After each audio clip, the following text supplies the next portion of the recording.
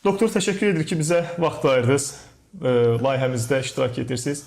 Çox sağ olun. Mən istərdim ki, Füzuli Hüseynovu hər kəs tanıyır, doktor kimi, iş adamı kimi. Bir də tanımayanlar üçün qısaca olaraq sizi yaxından tanıyaq. Çox sağ olun. Əvvəla sizə uğurlar diləyirəm. İnşallah bundan da yaxşı, yüksək səviyyələrdə olasınız inşallah. Azərbaycanın ən sevimli kanalı olsun. Təşəkkür Bizim edirik. arzumuzdur inşallah.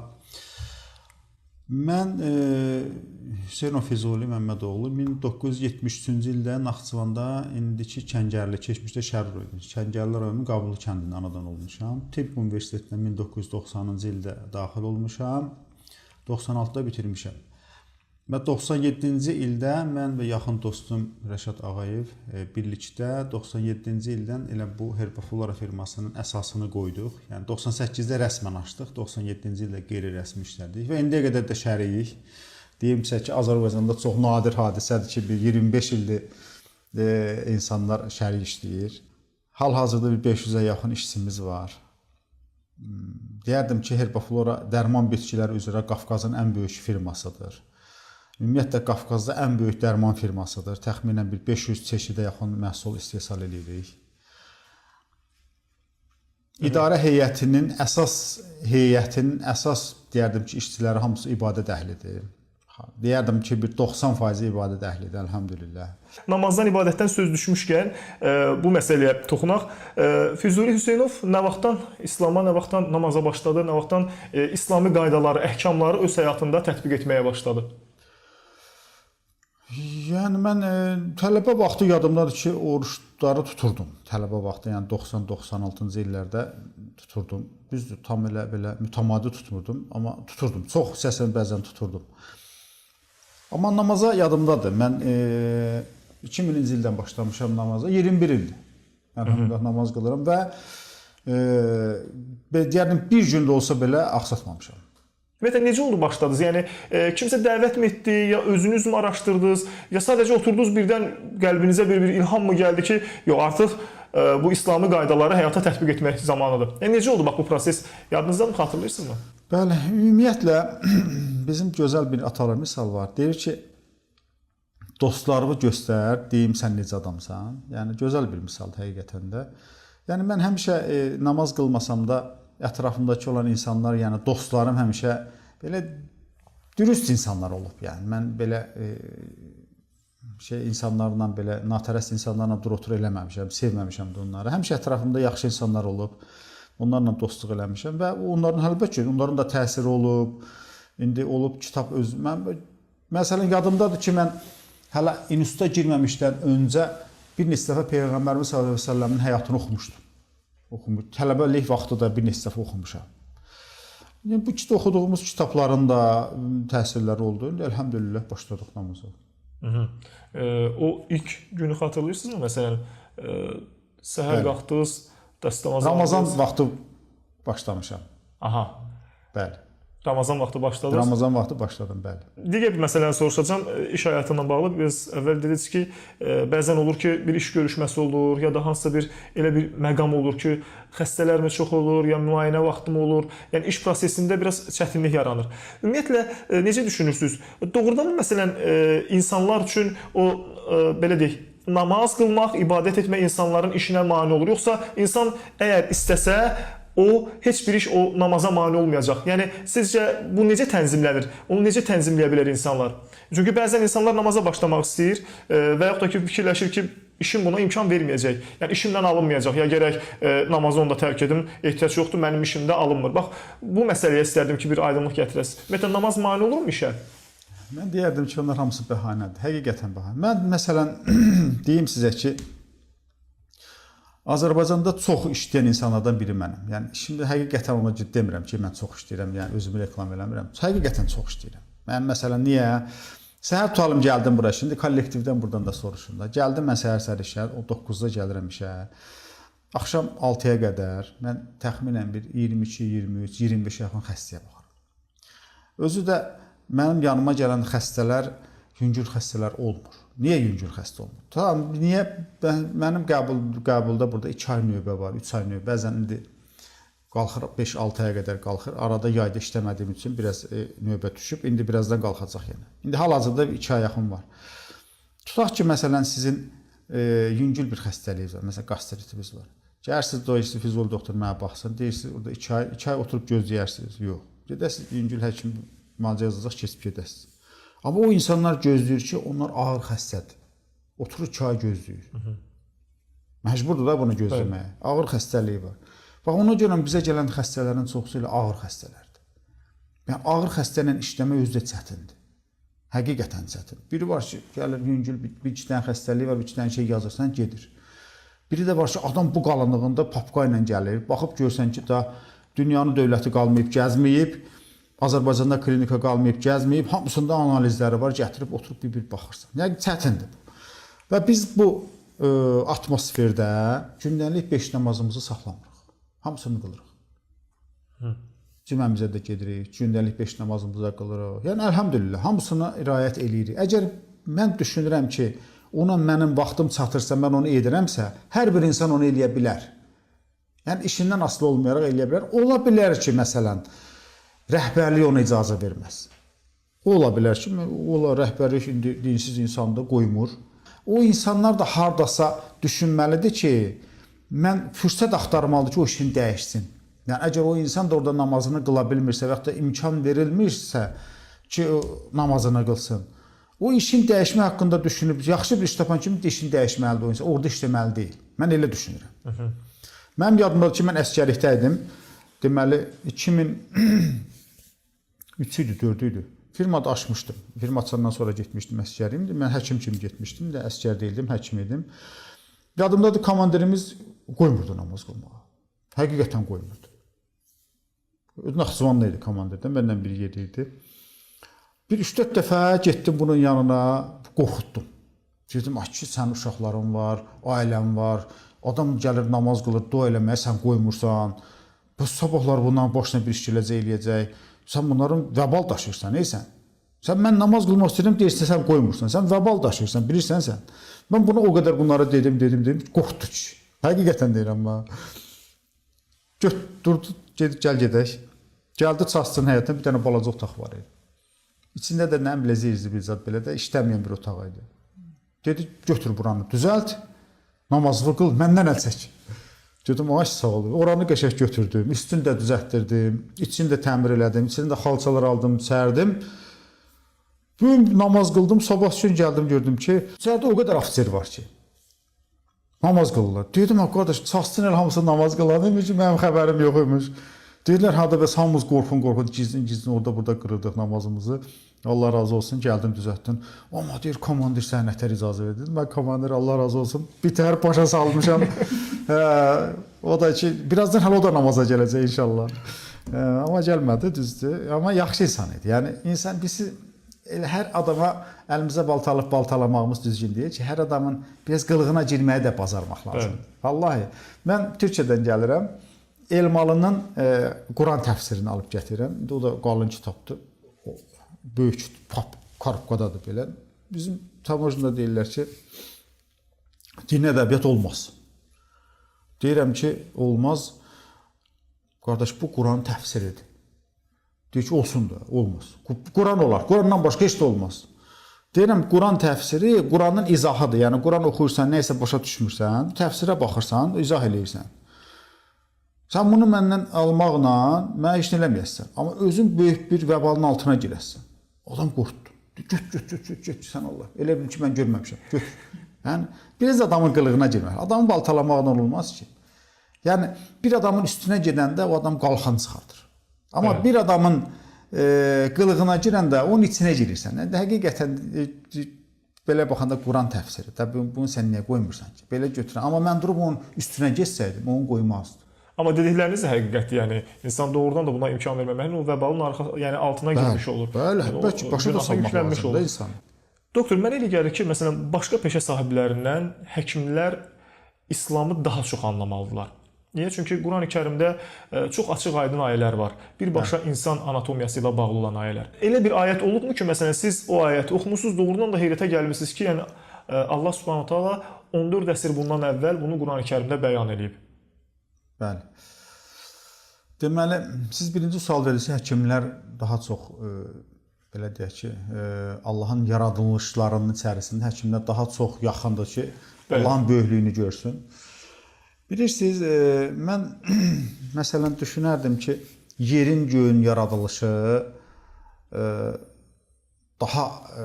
daha böyük, mən deyərdim ki, yaradılış sayılır, nəinki insan yaradılışı. Sonra insan yaradılışı özü də elə insan daxilinə baxanda, hərəkətinə baxanda, insan düşüncələrinə baxanda, deyir biz yer kürəsinin ən kamil varlığı insanı yaratdıq. Bəli. İnsan həqiqətən özü yaradılışı da bir mükəmməldir insan. Amma mükəmməlliyi gələk anlayasan, onu gələk görəsən. Onu görmək üçün gözlər lazım deyil insana, qəlb gözü lazımdır ki, o qəlb gözü ilə baxasan. Deməli, Quran oxuyanda insan yaradılışı haqqında Quranda həddindən artıq bilgilər var. Deyir, biz sizi bir nütfədən yaratdıq. Bəli. Bir nütfənin neçə qat olan 3 qat deyir. Bir qatın içərisinə qoyduq, ana bətni deyir. Yəni, dəri, insan dərisi, periton boşluğu, uşaqlıq. 3 qat həmin uşaq, 3 qatdır. Onun içərisinə qoyduq. Deyir, əvvəlcə siz su kimi, maye kimi bir mayedir, axıntı kimi gəldi, yapışdı, əmən kimi yapışdı. Həqiqətən uşaqlıq divarına nütfə yapışır. Və deyir, sonra sizdən sümüklərin üzründə ət gətirdik. Həqiqətən insanın skelet forması əmələ gəlir və sonra həmin skelet formasına ət gətirir.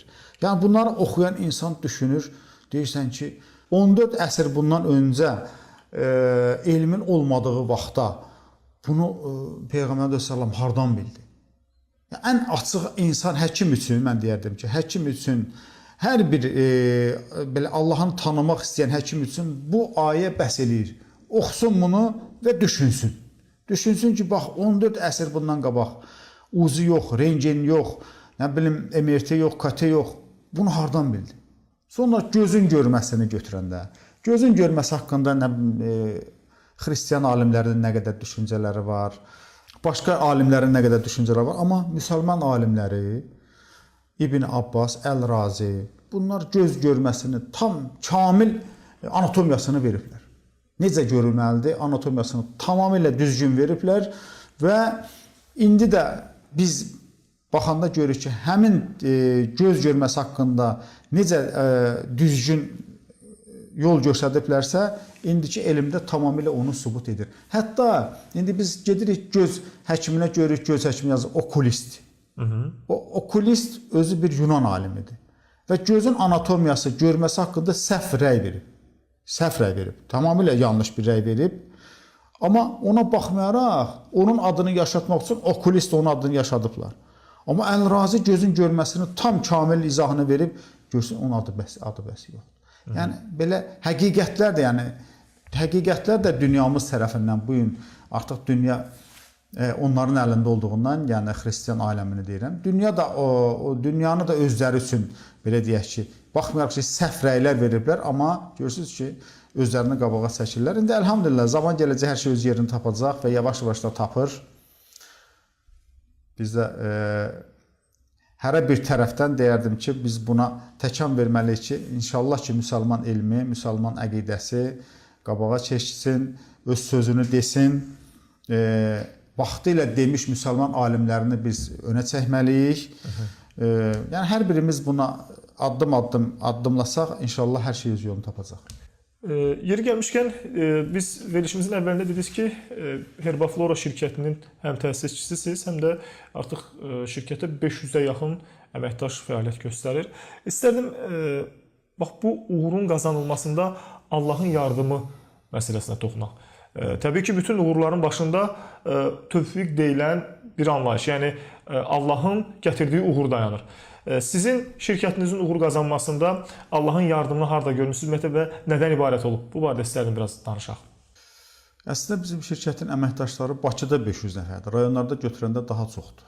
Rayonlarda minlərlə bizim işçilərimiz var, dərman bitkiləri toplayırlar. Heç onları deməmişəm. Mənim düşüncəmlə Allahını tanıyan insan düzgün addım atmalıdır. İstehsal elədiyi malın haqqını verməlidir. olub ki, o qədər bizdə olub ki, məsələn, tutalım çaydır. Çayın tərkibində 7-8 bitki var. O bitkinin bir ikisi bizdə qutarıb, amma biz o çayın istehsalını saxlamışıq. Amma apteklərdən, depolardan deyirlər, onu qatma da. Deyirəm ki, oradakı o bitkini mən qatmasam, sən bilmərsən. Amma Allah biləcək. Onu görəm, gözlə. O bitki gələndə mən onu qatıb verəcəm sənə. Yəni, Allah həmd olsun. Yəni, kollektivimizdə, istehsal kollektivimizdə ki, insanların, deyərdim ki, 99% ibadət əhlidir. Yəni, hətta mən onlara desəm ki, belə elə, yəni əyriliyə çəksəm, onlar işləməz. İşini qoyar və gedər. Deyər ki, mən burada işləmirəm. Yəni, mən sevinirəm ki, belə bir kollektivimiz var, əlhamdülillah. Və bu kollektivlə biz irəliləyirik. Bizim, belə deyək ki, haqqa düz yanaşmamız artıq Xristian ölkələrində də bizi tanıyırlar. Yəni, biz bitkilər alırıq, dərman bitkiləri alırıq. Rusiyadan alırıq, Koreyadan alırıq, Çindən alırıq, Latviyadan alırıq, Polşadan alırıq. Hamısı bizi bir dürüst insan kimi tanıyır. O qədər bizə inanırlar ki, o insanların hamısı. Deyir ki, götür apar pulu nə vaxt verərsən. Hətta dəfələr də olub ki, gürcülər gəlib bizə deyiblər ki, məsələn, Ukraynada mal istəyir gürcü. Deyir, sən al ver bizə vermirlər. Deyirəm, niyə sizə vermirlər? Deyir, vermirlər də. Deyirəm, ona görə vermirlər ki, dürüst insan deyilsən, adamı alladırsan. Ona görə sənə vermirlər. Amma biz çünki heç vaxt aldığımız ya xristian olsun, onu incitməmişik. Dürüst olmuşuq, həmişə. Heç vaxt incitməmişik. Yəni, özləri neçə dəfələrlə olub gəliblər, deyiblər ki, deyir ki, bax, biz sizə deyirik ki, məsələn, bu malı aldınız, 2 aya pulun verin də. Biz 2 həftəyə onların pulunu vermişik, 2 ay saxlamamışıq. Niyə deyir verirsiniz? 2 ay o pulu saxlayın da. Deyirik ki, bizim dinimizdə belə bir şey var ki, mənim başıma bir iş gələr, ölərəm. Və mən sənin hesabını ödəməmiş gedərəm, o mənim boynumda bir yük olar. Bax, dinimizin gözəlliklərini də bunlara çatdırıq, nə oturub fikirləşirlər, nə yaxşı sizin dinimiz var. Yəni, hər addımda biz dinimizi təbliğ eləməliyik. Dinimizin gözəlliyini təbliğ eləməliyik. Bizim bugünkü gündə müsəlman deyəndə Avropada elə bilər ki, hamısı terrorist. Elə deyil. Biz o işlədiyimiz insanları da başa saldırıq ki, müsəlman terrorist deyil, müsəlman dəqiqlikdir. Müsəlman olmaq dəqiq olmaq deməkdir. Boşlu olmaq demək deyil. İnsanların haqqına girmək deyil, insanları incitmək deyil. O yüzden də Allahın bərəkət də verir. Allah həmd olsun. Onsuz da mal, mülk hamısı Allaha məxsusdur. Biz bu dünyadan gəldik, bu dünyadan da gedəcəyik. Yəni, mən bir ona sevinirəm ki, Allah Taala bizə verir. Biz də zəkatımızı artırırıq, əlhamdülillah. Yəni, hər bir insan zəkat versə, dünyada kasıb insan qalmaz. Biz də boynumuza düşənləri eləyirik, ödəyirik.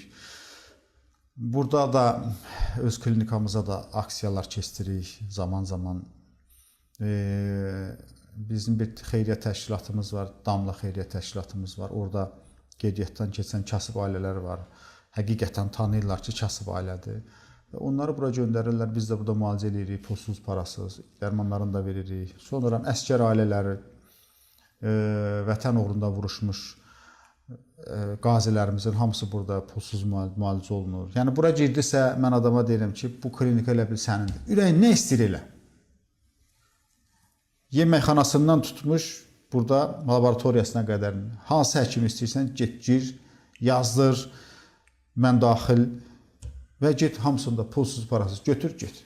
Yəni, belə bir atmosfer qurmuşuq bunlar üçün də. Yəni, bu bizim də bir vətən borcumuzdur. Belə, əlhamdülillah. Doktor, deməli, burada bizim stolun üstündə sizin müəllifi olduğunuz kitablar var. Mənim təbibim yanımda və eyni zamanda burada Həcəmət adlı kitab var. İstərdim bilim, ümumiyyətlə, bu kitablarda olan müalicə üsullarında bilirik ki, Peyğəmbərimizin də sallallahu aleyhi və səlləmin də tibblə bağlı olan hədisləri var. Və insana müalicə edə biləcək, şəfa verə biləcək, xüsusi otlar, bitkilər və ümumiyyətlə müalicə ilə bağlı bir çox hədislər var. Bax, bu kitabların tərtib olunmasında, bu kitablardakı olan müalicə üsullarında Peyğəmbər sallallahu əleyhi və səlləmin o hədislərindən də istifadə olunubmu? Yəni buna da müraciət eləmisinizmi? Deyərdim ki, müraciət eləmişəm və müalicəmin də əsasını təşkil edir. Sünnədə olan bitkilər. Mən tanıyan hər bir insan bilir, məsələn, Udhind haqqında, Qarazira haqqında, Həcamat haqqında nə qədər televiziya verilişlərim olub, nə qədər YouTube-dan verilişlərim olub. Yəni, təbliğat kitablarımda hamısı var. Mənim yadımdadır, təxminən 10 il olardı mən efirlərdəyəm. 10 il, 12 il zət olar belə hardasa. Birinci dəfə Həcamat sözünü deyəndə hamı mənə gülürdü. Deyirdi, bu nədir müalicədir, bu nədir? Udhindidən danışa deyir, bu nədir, bitkidir, nədir? Amma indi əlhamdülillah, gör nə qədər Bakıda hicam ocaqları var. Nə qədər insan hicam elətdirir. O vaxtda tək qardaşlar elətdirirsə, indi hamı elətdirir. Hamı hicam eləyir. Nə yüzlərlə deyərdim ki, insanın hicam eləməsini öyrətmişik, vəsil olmuşuq, başa salmışıq. Hər bir şeydən istifadə eləyərək gör nə qədər bizim həyatımıza daxil olub hicama ilə müalicə, Udhindi ilə müalicə, Qarazira ilə müalicə, sünnədə olan o aclıqla müalicə. Yəni bunların hamısı haqqında geniş yazılarım var. Mənim bu kitablarım elə hamısı bunlardan bəhs eləyir. Mən bu kitabımda Peyğəmbərimiz sallallahu əleyhi və səlləmin istifadə etdiyi hər bir bitkiləri necə istifadə eləyib, səhabələr necə istifadə eləyib, bundan necə şəfa tapıb, bunları qeyd eləmişəm. Müalicələrimdə də bol-bol istifadə eləyirəm. Daha çox təbliğat aparıram, insanlar da istifadə eləyir. İndi insanlar boş-boşuna orada növbəyə durmurlar ki, bizim qəbulumuzda 2-3 ay. O, həmin sünnədə olan bitkilərdə faydanı görürlər. Görürlər, bir-birinə deyirlər ki, getdim, neçə ilin xəstəsi idim, getdim mən 3 dənə bitki yazdı, gəldim. Yaxşı oldum, o birisini deyir, bir adam müalicə edirsən, gedir 5-ini gətirir, 5-ini müalicə edirsən, gedir 25-ini gətirir. Yəni, bax, burada da bir Allahın bərəkəti var. Bu kitabda da bunların hamısını qeyd eləmişəm. Hamısı var, kitabda oxuyan insan görür. İndi hamının məəli çatmır, hamı gələ bilmir. Amma kitabda müalicələrimizin, mən öz müalicə üsullarımın hamısını bu kitaba qeyd eləmişəm. Sonra, bax, burada Həcamat kitabı var. Bax, bu Həcamat kitabında hicama ilə məşğul olan hər bir insan üçün nöqtələrin hamısı var. Xəstəlik, hansı xəstəliyi var və hansı xəstəlikdə hansı hissələrdən hicam olunmalıdır, hamısının nöqtələri var. Bax, bu göz qara göy. Birinci qara olmalıdır, ikinci göy olmalıdır. Yəni, birdən-birə çox hamısını eləməsin deyənə. Yəni, izahlı şəkildə hamısı var. Bu kitabı alıb oxuyan insanlar alır, oxuyur və rahat bir şəkildə də qaydaları da var hicamın. Hicam ilə məşğul olur, hicamın da effektini alır. Və indi hal-hazırda Azərbaycanda hicam ilə müalicə olunan artıq milyonlarla insan var. Minlər deməzdim ha. Milyonlarla insan bu dəqiqə hicam ilə olunur, hicamanın şəfasını alır, Udhindi içir. Görün, Udhindi bazarı Azərbaycanda nə qədər genişləndi. Halbuki biz Udhindidən danışanda heç kim tanımırdı. Bir-iki dənəli qardaşlar tanıyırdı. Görün, nə qədər genişləndi. Qaraziraya tələbat görün, nə qədər artdı. Və yaxud da başqa bitkilər. Ona görə burada da bir Allahın bərəkəti var. Və burada da biz təbliğat aparırıq ki, qardaş, bax, indiyə qədər saydığım, mən demə, o birisi bitkilərdə də şəfaları var. Amma sünnədə olan bitkilərin tam başqa bir yeri var. Həqiqətən başqa bir yer. İnsan sağlığında sünnədə olan bitkilərin, ərzaqların, məsələn, balın, arı məhsullarının, o Ən-Nəhl surəsində biz arıya dedik ki, get insanlara yaxın olan yerlərdə yuva qur. Arıda şəfa var, balda şəfa var. Gör, balla, arı məhsulları ilə biz minlərlə deyərdim ki, kitab vasitəsilə milyonlarla insan müalicə eləmişik. Bax, dünən bir qadın gəlmişdi. Dedi ki, mənim uşağımda demək, uşaq anadan gəlmə beyin atrofiyası ilə doğulub.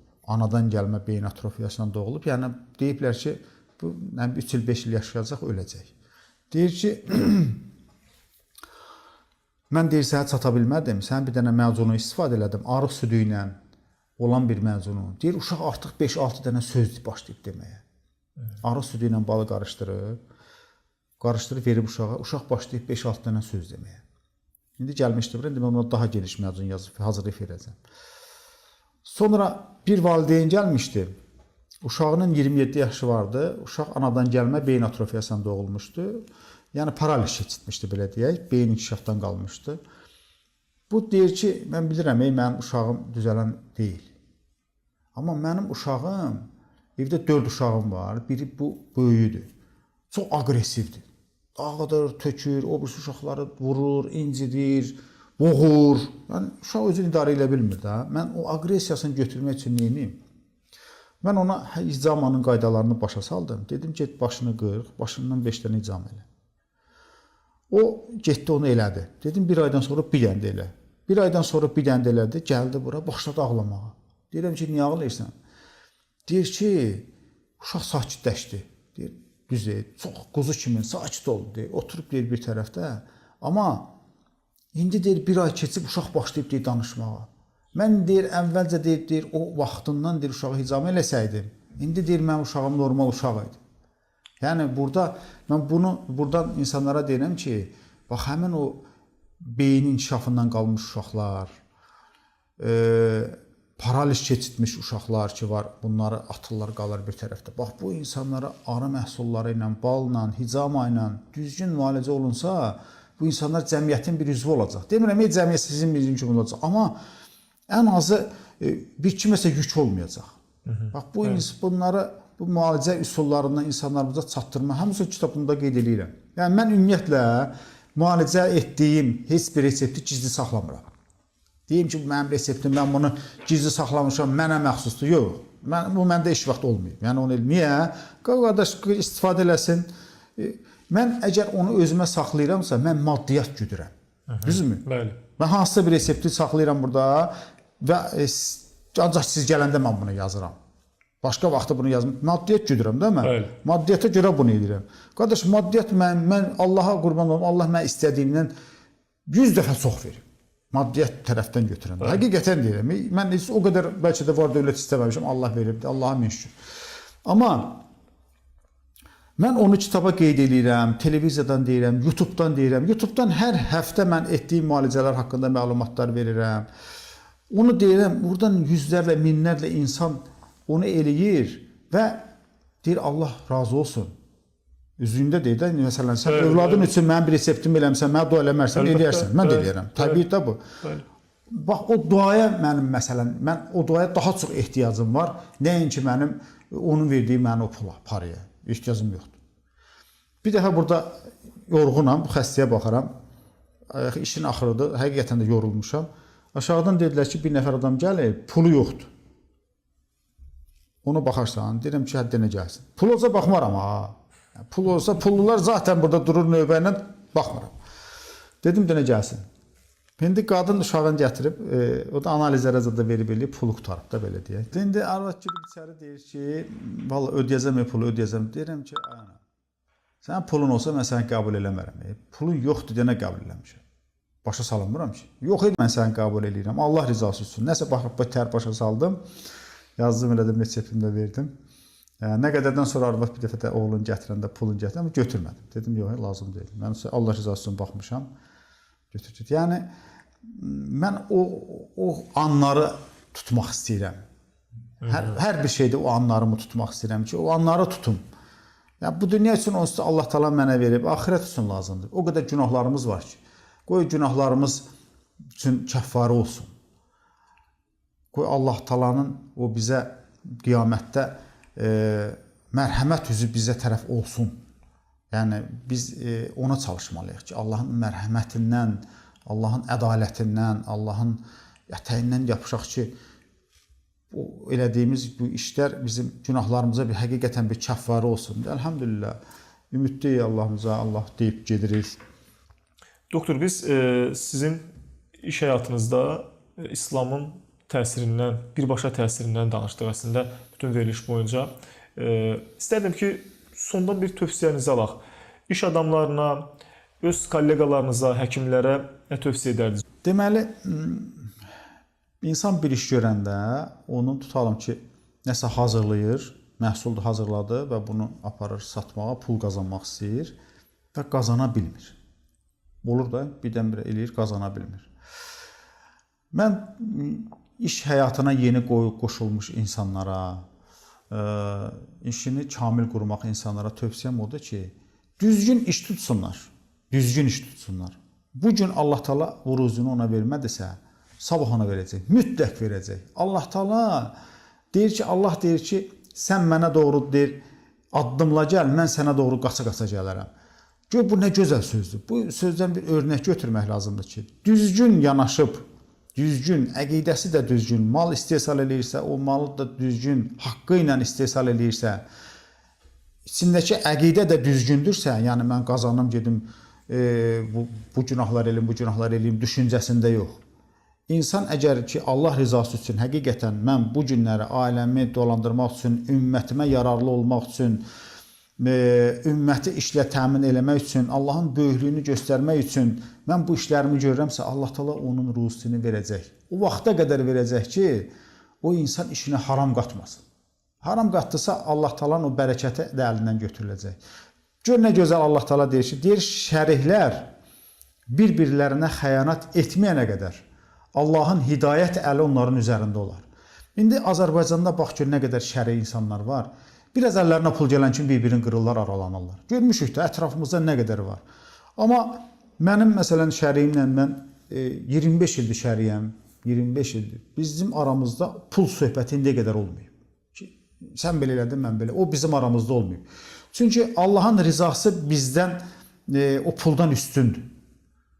Ona görə bizim aramızda heç vaxt problem olmayıb. İndiyə qədər mən düşünmürəm ki, bundan sonra da olar. Bəlkə Allah ağlımızı alar, başımıza bir daş düşər, ağlımız əlimizdən çıxar, nəsə olar. Amma indiyə qədər o söhbət bizim aramızda olmayıb.